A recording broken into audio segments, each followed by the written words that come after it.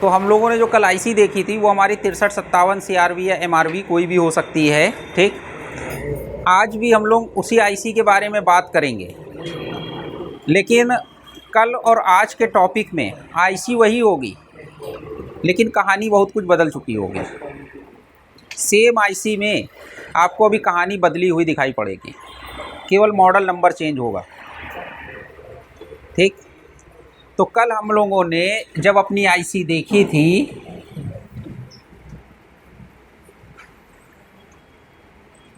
तो ये हमारी कौन सी थी, 57 थी। इसकी हम लोगों ने बात करी थी। तो कल ये जो हमारी आईसी थी, इस आईसी के साथ में कितनी कॉइल्स थी?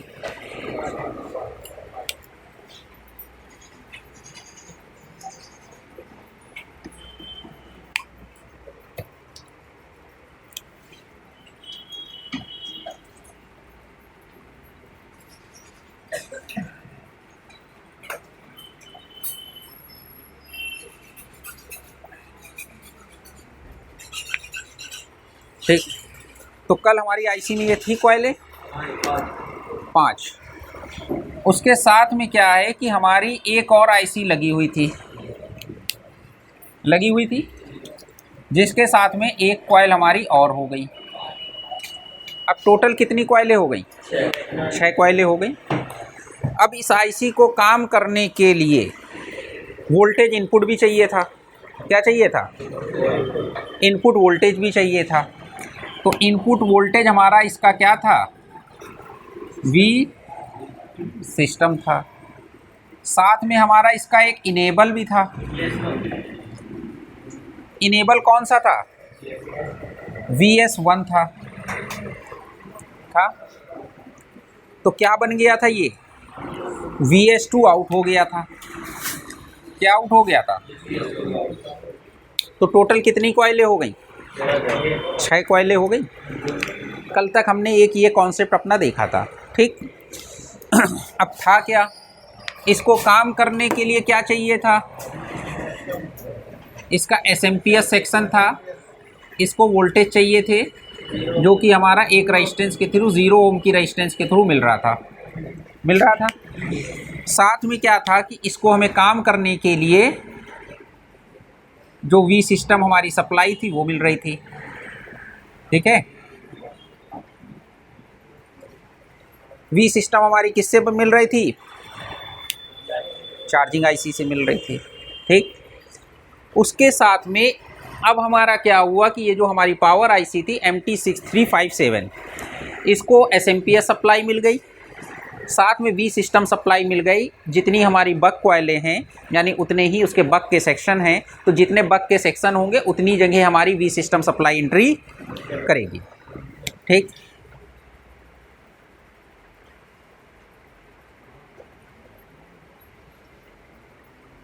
ये सभी जगह एंट्री कर रहे, ठीक। उतनी सप्लाइयाँ बन गई। अब इनमें से क्या है कि कुछ सप्लाइयाँ हमारी CPU के लिए बन रही थी कि नहीं बन रही थी? बन रही थी। पहली सप्लाई हमारी कौन सी थी?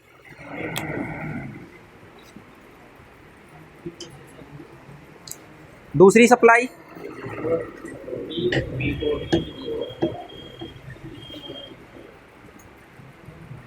तीसरी सप्लाई मॉडम हो गई। चौथी सप्लाई VPA हो गई।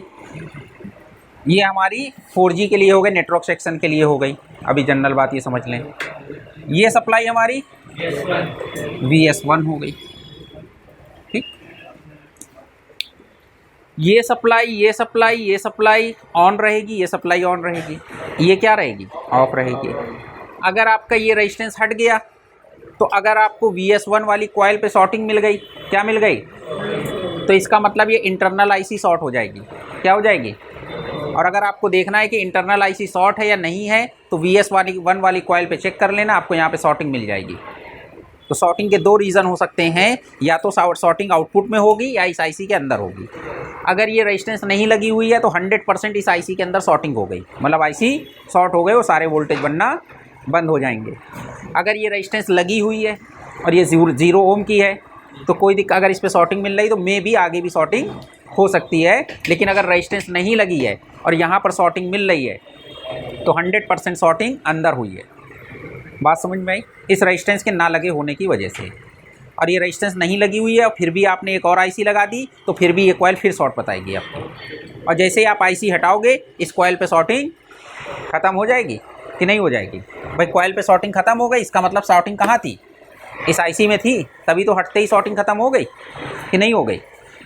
और फिर से आपने नई आईसी लगा दी, फिर शॉर्ट बताने लगा, तो फिर इसका मतलब आईसी अंदर शॉर्ट है। और आईसी शॉर्ट होने का रीज़न क्या होगा? ये रेजिस्टेंस ना लगा होना। यहाँ तक कल हम लोग ने देखा था। उसके बाद में क्या होगा कि हमारा जो सीपीयू होता है, सीपीयू को ये वोल्टेज मिल गए, साथ में सीपीयू को एक इम्पॉर्टेंट वोल्टेज और मिलेगा, वो मिलेगा VA12। क्या मिलेगा? मतलब एक आईसी हमारी और लगी होगी कि जो कि 1.2 वोल्ट बनाएगी। क्या बनाएगी? 2 वोल्ट बनाएगी। ये सीपीयू के लिए जाएगा। बात समझ में? दूसरी चीज़ क्या है कि यहाँ पर हमारा जो है ये सेक्शन है, ये जो वी रेगुलेटेड सेक्शन, एक ये हो गया, दूसरा सेक्शन ये हो गया। ये हमारा क्या होगा कि यहाँ पर हमारे सारे एलडीओ वोल्टेज बनेंगे कि नहीं बनेंगे?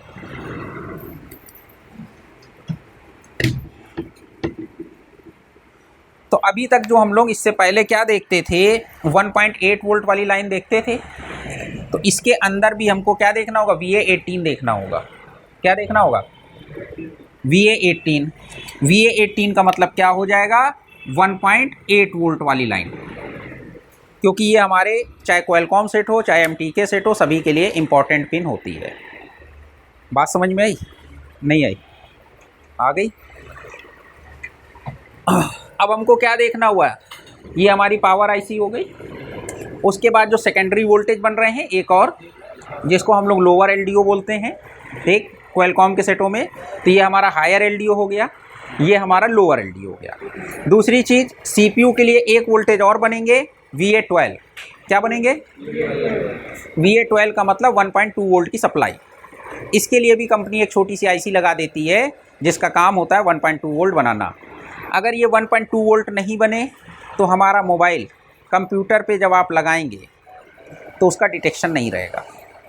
अगर हमारा मोबाइल का पावर सेक्शन या सीपीयू सेक्शन जब ओके होता है, तो अगर हमने कोई भी मोबाइल है, भले ही डेड कंडीशन में है या रीस्टार्ट में है या लोगो पे है, किसी भी कंडीशन में है, अगर हम कंप्यूटर पे लगाते हैं, भले ही हमने उसके MMC आईसी निकाल दी हो, क्या करी हो, और जब हम सेट को अपने कंप्यूटर पे USB केबल के थ्रू लगाते हैं तो वो हमारा सेट क्या होता है कि अपना एक पोर्ट बनाता है।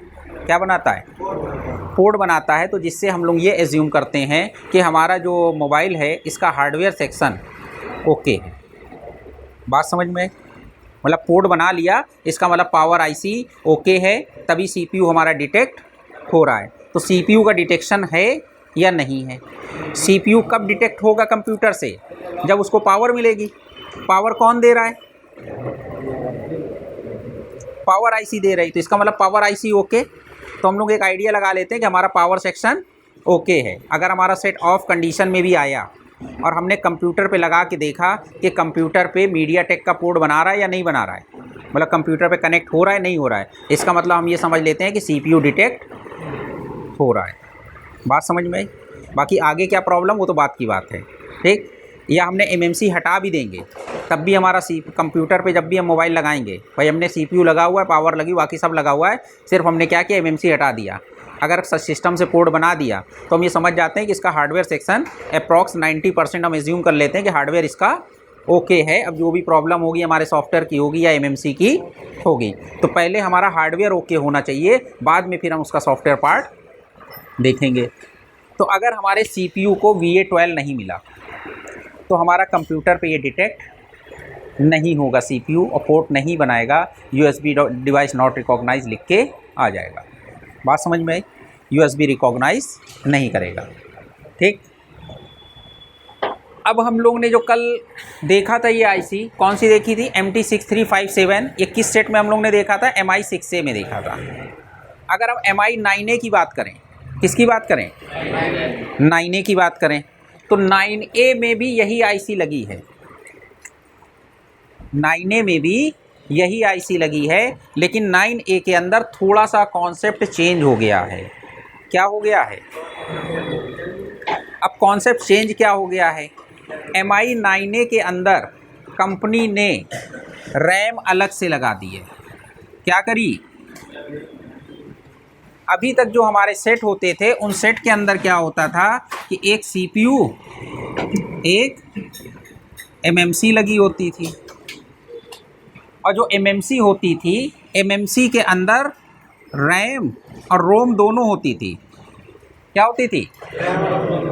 रैम और रोम का मतलब कि ये आईसी अगर हमारी लगी हुई है तो इसको हम 464 या 332 या 4 128 6 128, तो 6 128 का मतलब हो गया 6 GB रैम और 128 GB रोम। तो एक ही आईसी के अंदर रैम भी हो गई और रोम भी हो गई।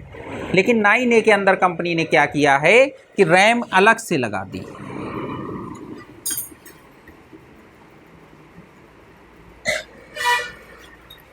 ठीक, अब जब रैम लगा दी कंपनी ने, तो रैम जो लगाई है वो कौन सी लगी है? LPDDR4 या LPDDR4X। ठीक, अगर हमारी ये रैम लगी हुई है, कौन सी? LPDDR4X या 4 जो LPDDR4 रैम लगी हुई है, तो अब इस रैम को भी काम करने के लिए वोल्टेज चाहिए कि नहीं चाहिए? चाहिए ना। तो रैम को काम करने के लिए हमारी जो LPDDR4X रैम होगी, इसको 3 वोल्टेजेस चाहिए। क्या चाहिए? एक वोल्टेज चाहिए VDD1, दूसरा चाहिए VDD2 और तीसरा चाहिए VDDQ। कितने वोल्टेज चाहिए? 3 वोल्टेज चाहिए। अब जब इसको 3 वोल्टेजेस चाहिए काम करने के लिए, तो ये जो 3 वोल्टेज हैं, अब 3 वोल्टेज बनाने के लिए हमको 3 आईसियाँ लगानी पड़ेंगी। क्या करनी पड़ेंगी? 3 आईसियाँ लगानी पड़ेंगी। अब जो ये 3 आईसियाँ हमारी लगेंगी, अभी तक हमने क्या देखा कि हमारी कौन कौन सी आईसी लग रही थी? एक तो ये लग गई थी, दूसरी VA12 हो गई। अब एक आईसी होगी कि जो हमारी VDD1 सप्लाई बनाएगी, दूसरी आईसी क्या होगी, और ये तीसरी आईसी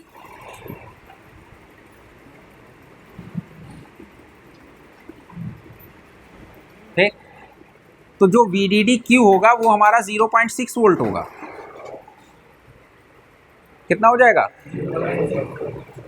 ये हमारा 1.8 वोल्ट और ये हमारा 1.2 वोल्ट। बात समझ में आई कि नहीं आई? आ गई। तो अब इन आईसीयों का काम करना ज़रूरी है कि नहीं ज़रूरी है? अगर हम सिमेटिक में या मदरबोर्ड के अंदर देखेंगे तो इन दोनों आईसीयों का नंबर सेम होता है। इन दोनों आईसीयों का नंबर, तो अगर ये आईसी ख़राब है तो इसकी जगह आप ये और इसकी जगह ये लगा सकते हैं।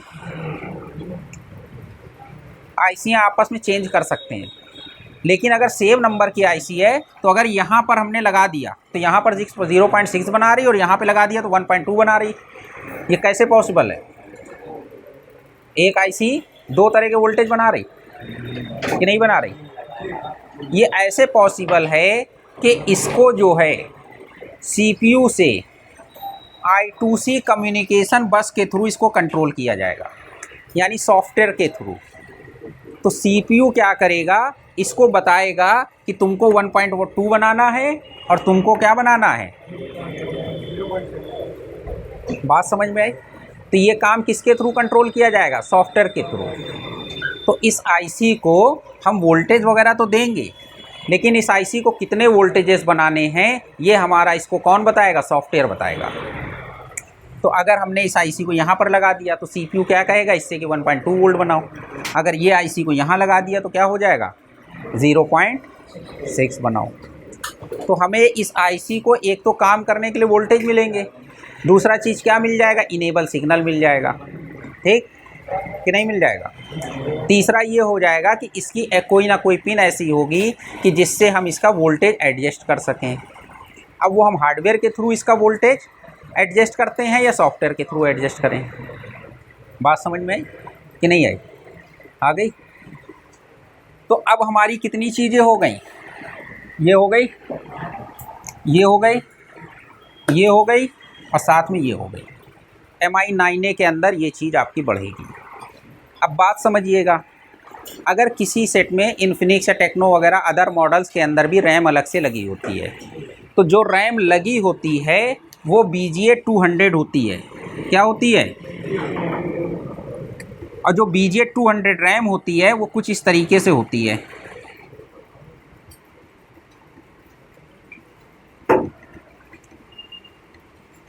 मतलब इसको ऐसे 4 पार्ट में बांट दिया, कुछ आधी बॉलें इधर, चारों हिस्से में बॉलें हो गई।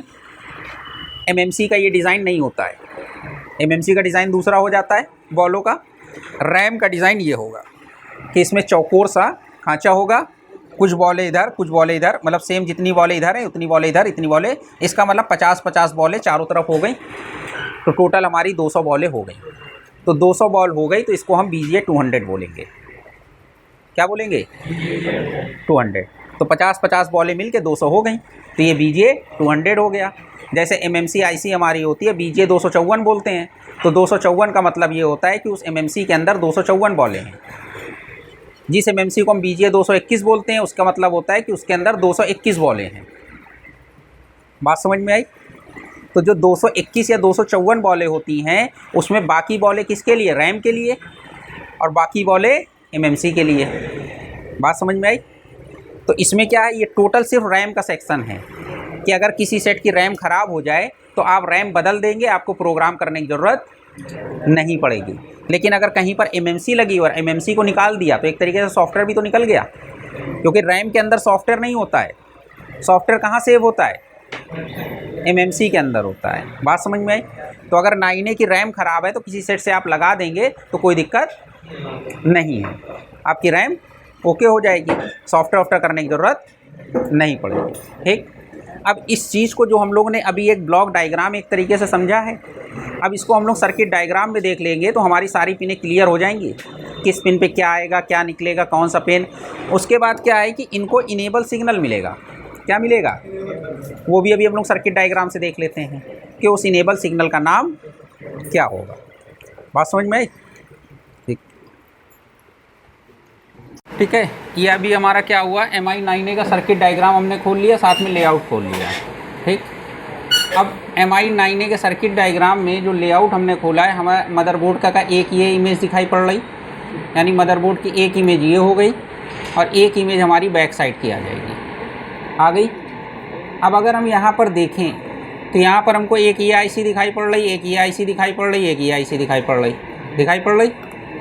एक अभी हम क्या देखें कि एक IC हमको यहाँ पर ये दिखाई पड़ रही, एक ये दिखाई पड़ रही, तो ये हमारा क्या हो जाएगा? CPU हो जाएगा। ये हमारी क्या हो जाएगी? रैम हो जाएगी। तो अभी हम लोग ने बताया था कि MI9A के अंदर कंपनी ने रैम अलग से लगाई है। तो रैम के बारे में हमने बताया था कि आपकी BGA 200 रैम लगी हुई है। कौन सी रैम लगी है? तो BGA 200 का मतलब हमने आपको बताया था कि एक जो इसका मतलब ये 4 पार्ट में डिवाइड कर रखा है, तो एक पार्ट में 50 बॉल है, दूसरे में 50, तीसरे में 50, चौथे में 50। तो अगर हम इसकी काउंटिंग कर लें 1 2 3 4 5 6 7 8 9 10, एक लाइन में 10 बॉलें हो गई, फिर 5 लाइनें 50 बॉलें हो गई, ये भी 50 हो गई, 100 हो गई, 150, 200। तो ये हो गई हमारी BGA 200 IC। क्या हो गई? ये हमारा क्या हो गया? CPU। बात समझ में आई? अब इसकी MMC कहाँ गई? तो इसकी MMC IC जो लगी है वो ये लगी है। बात समझ में आई? तो अभी हम लोग स्टार्ट कहाँ से करेंगे? अपनी पावर IC से स्टार्ट करेंगे। तो पावर IC के बारे में इसके अंदर हमने जैसे आपको बताया कि MT6357 लगी है। क्या लगी है? 6357 IC लगी है। तो 6357 IC के साथ में कॉइलें कितनी हो जाएंगी? 5 कॉइलें होंगी। कॉइलों की गिनती करो।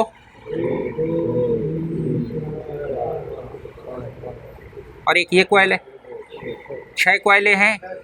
ये जो छठी कॉइल है ये हमारी इस IC के लिए है। ये IC कौन सी है? जो सेकेंडरी वोल्टेज बनाएगी। मतलब VS1 वोल्टेज के बाद जो VS2 वोल्टेज बनाएगी उसके लिए IC इन्होंने यहीं बगल में लगा दी। इसका नंबर क्या हो गया, U1402। तो ये 5 कॉइलों की सप्लाई कौन बनाएगी, ये IC बनाएगी।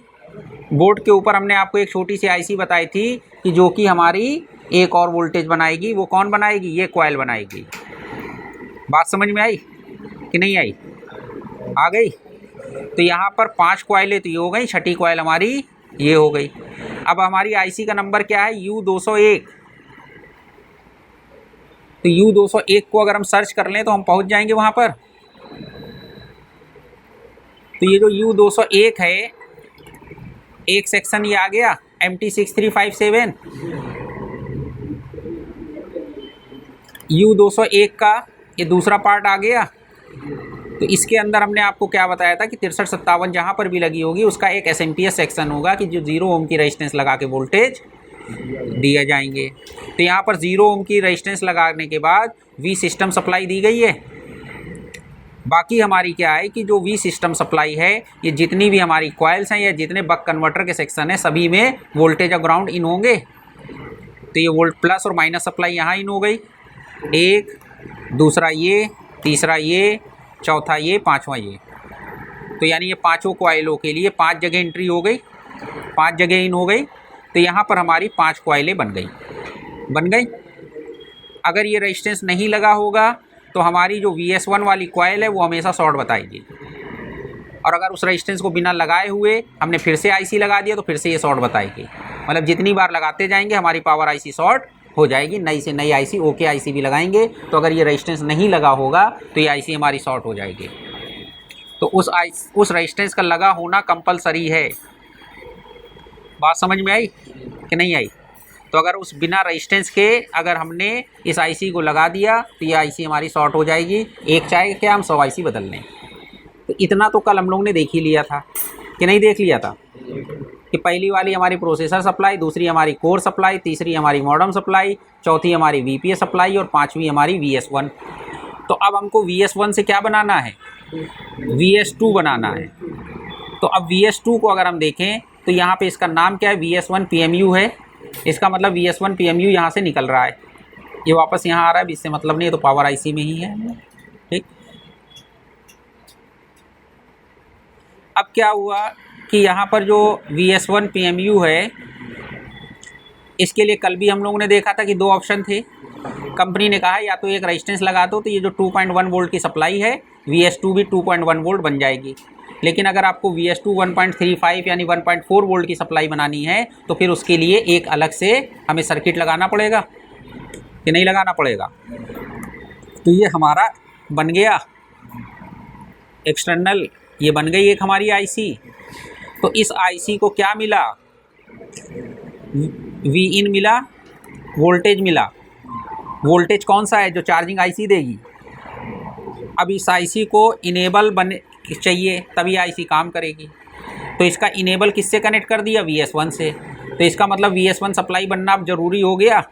अगर VS1 नहीं बनी तो इसको इनेबल नहीं मिलेगा, और इसको इनेबल नहीं मिलेगा तो ये जो कॉइल है हमारी PL1401 इस पर वोल्टेज नहीं मिलेंगे। वोल्टेज कितना बन रहा है, 1.46। IC क्या है, U1402। तो अगर हम इसको यहाँ पर देखें तो ये पावर IC है, उसके बगल में ही कंपनी ने U1402 लगा दी कि नहीं लगा दी, लगा दिया ना 1402। तो 1402 के बाद ये कॉइल लगा दी। तो इस वाली IC के साथ में ये कॉइल हो गई कि नहीं हो गई, हो गई। अगर बाय द वे किसी भी रीज़न से ये IC अगर काम ना करे, क्या हो, ये IC आपकी ख़राब हो जाए और काम ना करे और आपके पास दूसरी IC ना हो तो क्या करोगे, इस IC को हटा देना। क्या करना, IC हटा देना और इसका इनपुट और आउटपुट मिला देना। तो जो वोल्टेज यहाँ के थे वो वहाँ पहुँच जाएंगे।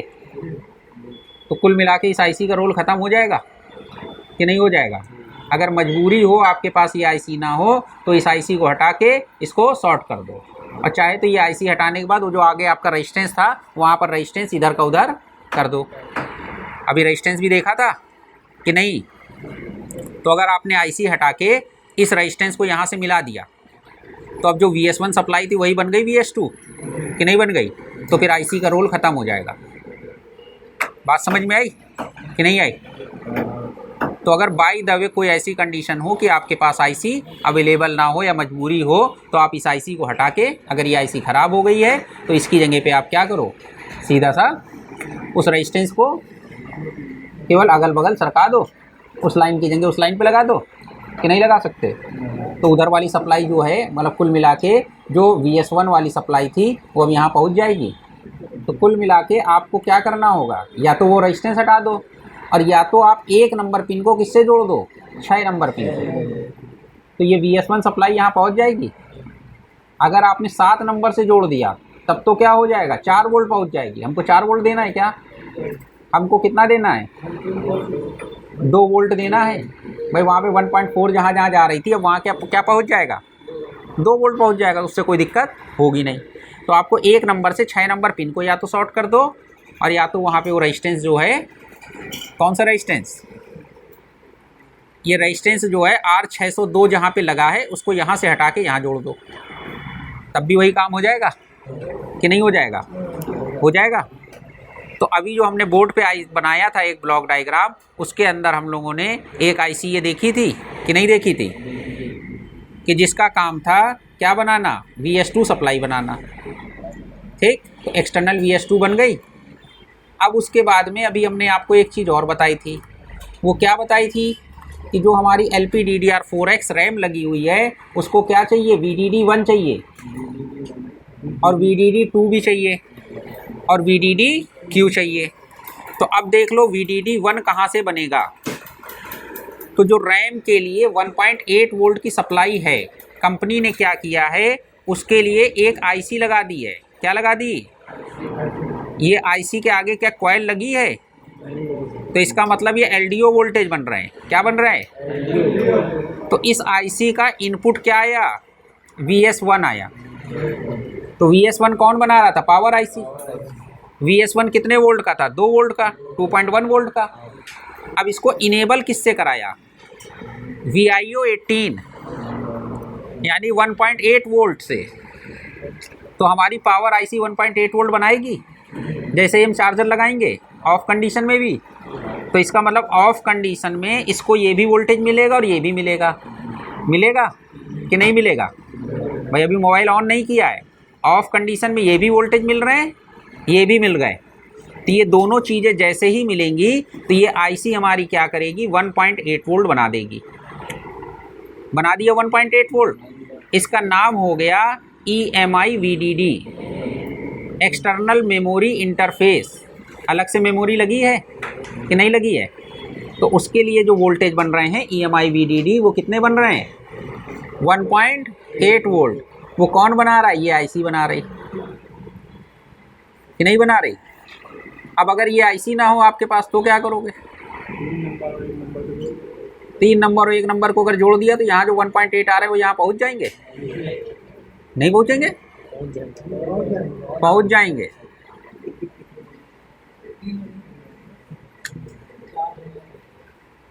बात समझ में आई ना? ठीक। अब ये देखो, अभी हम लोगों ने क्या देखा था, EMI VDD1 देखा था, ये यहीं से बन रहे हैं। अब अगर हमको EMI VDD1 तो हम लोगों ने देखा था, अब हमको क्या देखना हो, EMI VDD2। तो हमने आपको बताया था कि VDD1 और VDD2 दोनों ही रैम की सप्लाई हो जाएंगी कि नहीं हो जाएंगी? अब ये देख लो, अब ये VDD2 देखो यहाँ आ रही है बहुत सारी पिनों पे। ठीक है, तो अभी हमको देखना नहीं है किस पिनों पे आ रही, पहले तो हमको ये देखना है ये बन कहाँ से रही। भाई पहले बनाएं तब तो भेजेंगे कि नहीं भेजेंगे। अब ये देख लो, यहाँ पर कंपनी ने क्या लिख दिया, एक्सटर्नल बक।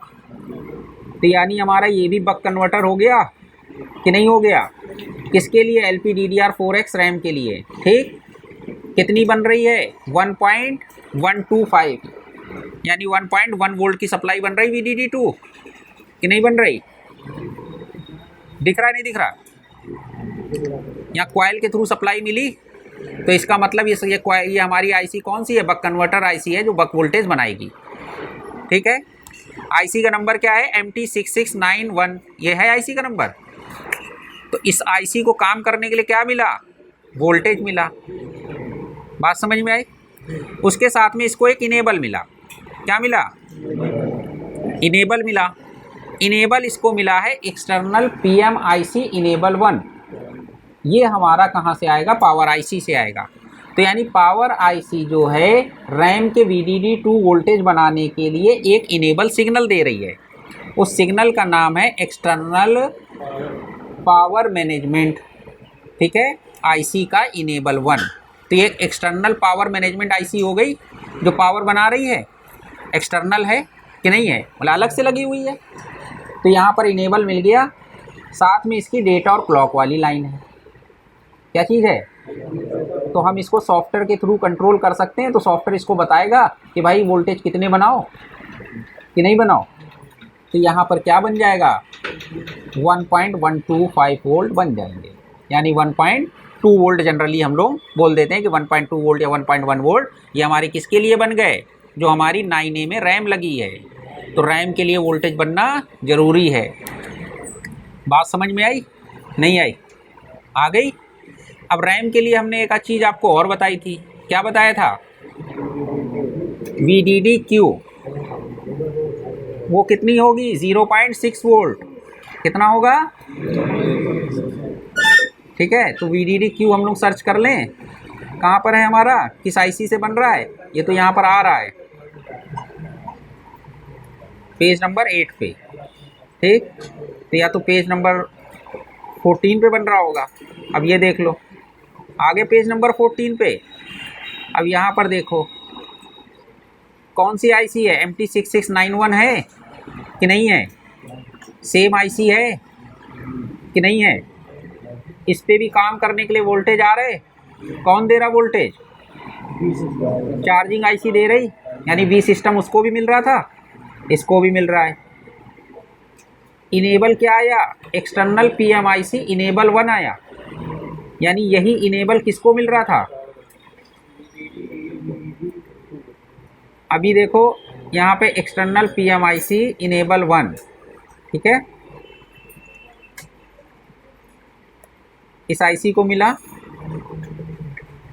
और यही इनेबल किसको मिला, इसको मिला। यानी दोनों ICयों को इनेबल एक साथ मिल रहा है, क्योंकि यही इनेबल तो VDD2 पे भी जा रहा है और यही इनेबल किस पे जा रहा है, Q वाली IC पे। यानी पावर IC जो इनेबल सिग्नल निकाल रही है वो दोनों ICयों को इनेबल करा रही है। तो दोनों ICयाँ एक साथ काम कर जाएंगी कि नहीं कर जाएगी, कर जाएगी। तो अब यहाँ पर हमारा VDD-Q वोल्टेज बन गया, कितना बन गया, 0.6 वोल्ट। तो ये दोनों ICयों का काम करना ज़रूरी है कि नहीं है भैया, है। तो ये ICयाँ जब काम करेंगी तो हमारी रैम को तीनों वोल्टेजेस मिल जाएंगे कि नहीं मिल जाएंगे। अब ये देख लो, ये हमारी रैम है, रैम को देखो कितने वोल्टेज मिल रहे हैं, VDD-1 मिल रहा कि नहीं मिल रहा, VDD-2 मिल रहा, VDD-Q मिल रहा। तो ये तीनों वोल्टेज चाहिए रैम को कि नहीं चाहिए। तो इसके लिए रैम के लिए हमको वोल्टेज बनाने पड़े कि नहीं बनाने पड़े। और तीनों वोल्टेजेस के लिए कहाँ से बने, 3 ICयाँ लग गई कि नहीं लग गई। तो हमने आपको जो बोर्ड के ऊपर ब्लॉक डायग्राम बनाया था उसके अंदर यही बताया था कि हमारे जो 9A हैं उसके साथ में क्या हुआ है कि कंपनी ने एक अलग से रैम लगा दी है। तो रैम को काम करने के लिए हमारी ये जो 3 ICयाँ हैं इन्होंने वोल्टेजेस बना दिए। तो अगर ये सेट हम डेट कंडीशन में चेक कर रहे हैं तो हमको ये भी चेक करना होगा कि ये रैम ICयों के लिए जो 3 वोल्टेज बन रहे हैं ये बन रहे हैं या नहीं बन रहे हैं। तो सबसे पहले पावर IC चेक करेंगे, पावर IC ने वोल्टेज बनाए कि नहीं बनाए। फिर पावर IC के से जब VS1 बन गया तो फिर VS2 बना कि नहीं बना। साथ में हमारी रैम के लिए वोल्टेजेस बने कि नहीं बने। साथ में CPU के लिए VA12 क्या बना, CPU के लिए VA12 CPU के लिए बना या नहीं बना। अब CPU के लिए अगर हमें VA12 देखना है तो उसके लिए भी हमको देखना पड़ेगा क्या कोई IC लगाई गई है कंपनी ने